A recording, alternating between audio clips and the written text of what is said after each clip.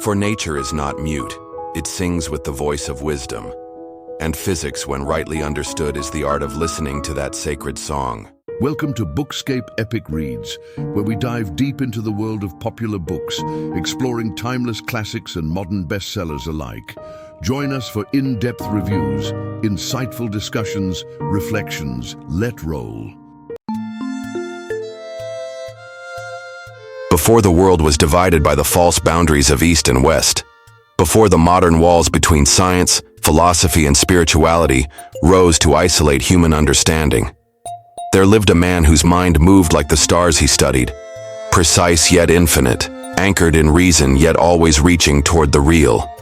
His name was Ibn Sina, known in Latin as Avicenna, a towering figure of the Islamic Golden Age, whose works reshaped not only the world of philosophy, but the very idea of what it means to know. A physician, a metaphysician, a logician, and a mystic all at once. His influence stretched from Andalusia to Persia, from medieval Europe to modern existentialism. And among his most accessible yet profound works is a book called Al-Najah, the Book of Salvation. But what is this salvation? What does it mean to be saved not by faith alone, but through the illumination of the intellect? Al-Najah is not merely a summary of his greater magnum opus, Al-Shifa, the Book of Healing. It is a distilled path, a philosophical map, guiding the seeker from the uncertain foothills of perception and logic, all the way to the transcendent peaks of metaphysical truth. From how we think, to how we know, to what we are, and ultimately, to the question, why is there something rather than nothing? In a world drowning in fragmented information, Ibn Sina offers something rare: unity. Unity of the cosmos and the soul. Unity of reason and faith. Unity of self and source. In Al-Najah, salvation is not deliverance from pain, it is liberation from ignorance. It is the ascent of the rational soul, cleansed of confusion, trained in logical rigor, and guided by metaphysical clarity, toward its final reunion with what he calls al-wajib al-wujud, the necessary existent, the one whose being is absolute and without cause. But Ibn Sina is not merely repeating Aristotle in Islamic dress. He dares to go further. His God is not a distant prime mover, but the very ground of being, the eternal presence from which all intelligibility flows. And he insists, to truly know is not to possess facts, it is to participate in the order of existence itself. So why does Al-Najah matter?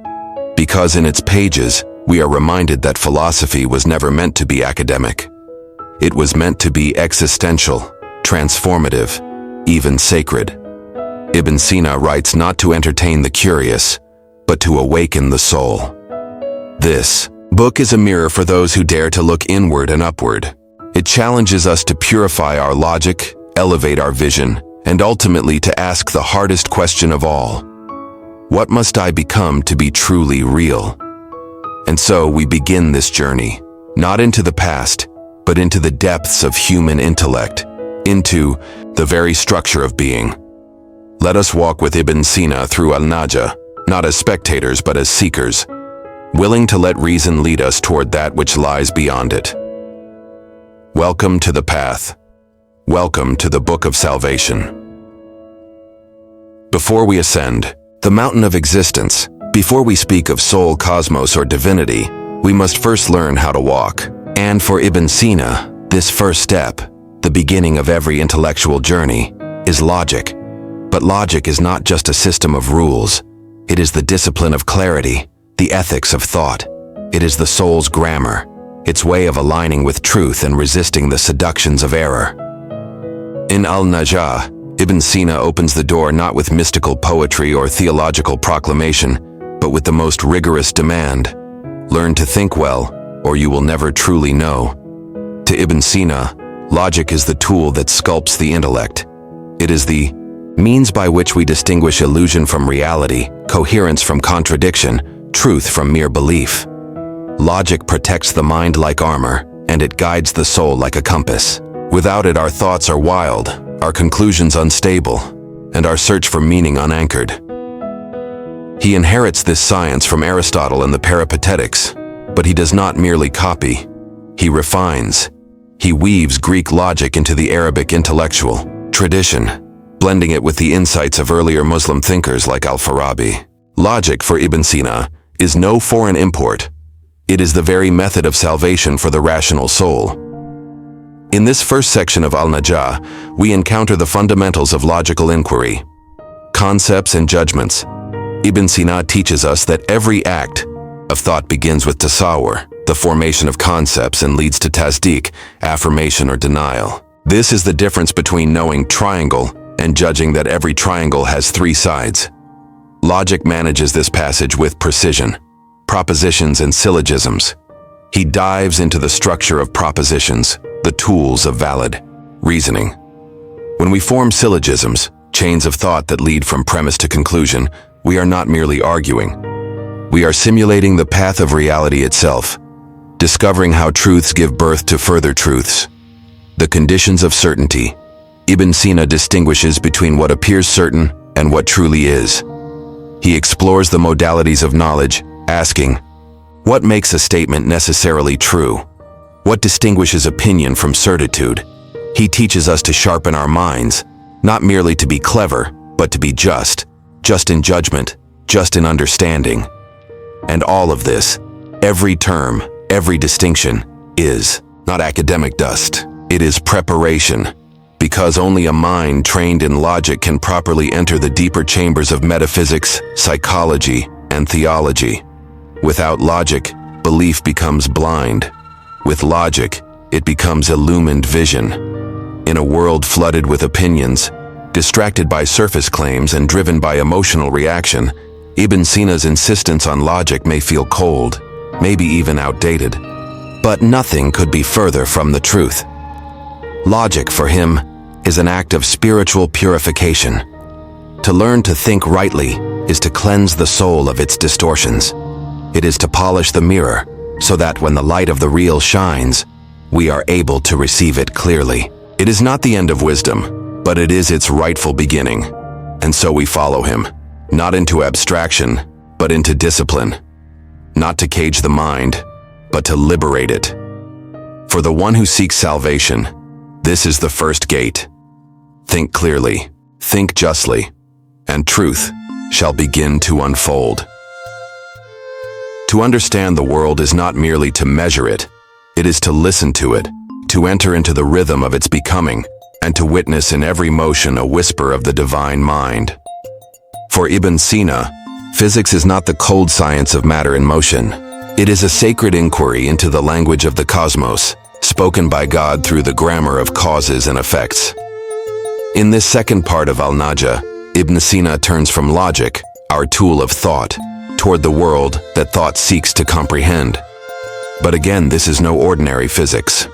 It is a metaphysical physics, an exploration of nature not as brute matter, but as an ordered, meaningful unfolding of the intelligible in the sensible.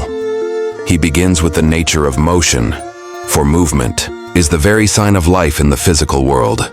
Everything in nature, he tells us, exists either in motion or in relation to motion, becoming, changing, growing, decaying.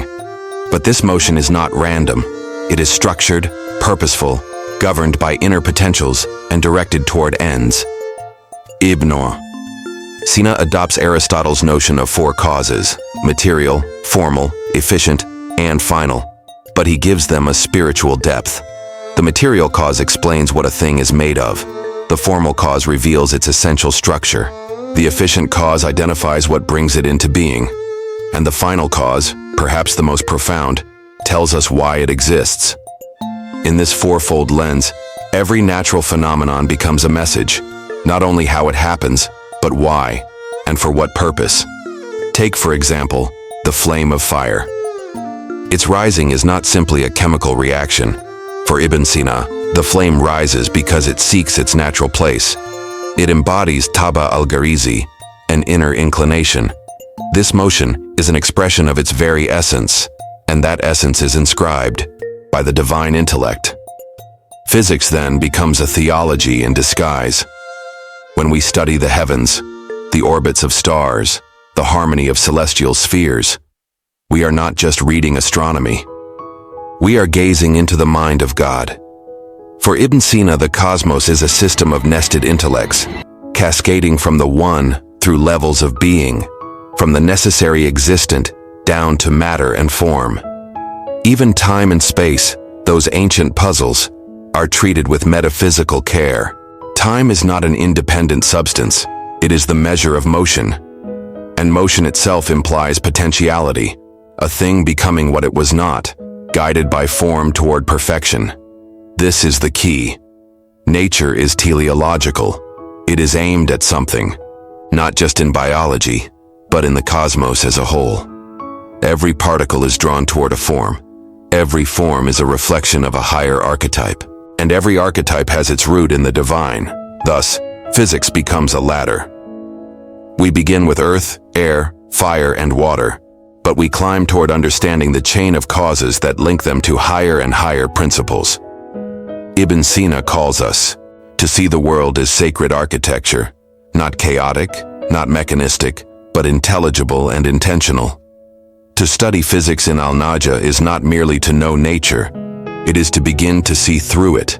It is to discover that nature is a veil, and behind that veil is intellect, and behind intellect is the necessary existent, the one who bestows existence out of pure generosity.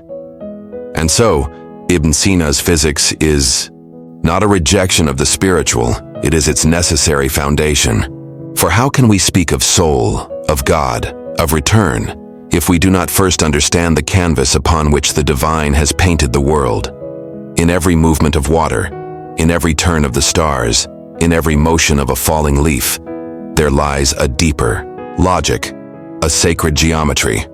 And it is our task as seekers not merely to observe, but to contemplate, not merely to explain, but to praise. Don't forget to comment, like, and subscribe.